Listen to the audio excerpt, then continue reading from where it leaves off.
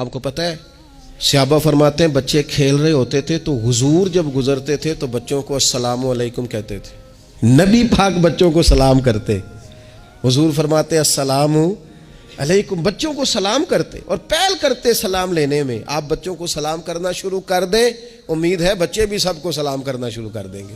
लेकिन ये शिकवा करना कि लो जी मैं इतना बड़ा बुजुर्ग आदमी हूँ, मैं इतना बड़ा पढ़ा लिखा हूँ, मेरी ये शख्सियत है, आपने मुझे सलाम ही नहीं किया, ये तो मुफ्त का रट्टा है।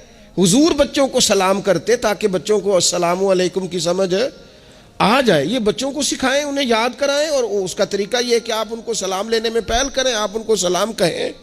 हाँ, सिखाने के लिए आप उनसे मुतालबा कर सकते हैं कि यार मैंने सलाम कहा है, तुम्हें जवाब देना चाहिए था, हमने क्यों नहीं दिया, ताकि उनको समझ आ जाए कि ये अस्सलामु अलैकुम और वालेकुम अस्सलाम ये एक सुन्नत है। फिर अल्लाह के प्यारे रसूल सल्लल्लाहु ताला अलैहि वसल्लम बच्चों को छोटी छोटी चीज़ों के आदाब सिखाते। हुजूर तशरीफ़ फरमाते तो एक बच्चा अंदर आ गया, अस्सलामु अलैकुम कह के दाखिल हो गया, तो महबूब करीम ने बड़ी मोहब्बत से बड़े खूबसूरत लहजे में फरमाया बेटा वापस जाओ, पहले इजाज़त लो, फिर सलाम लो, जब इजाज़त मिल जाए फिर अंदर आना। उस लहजे में इतनी खूबसूरती थी कि उस बच्चे के दिल की गहराई तक मैं समझता हूँ बात उतर गई होगी।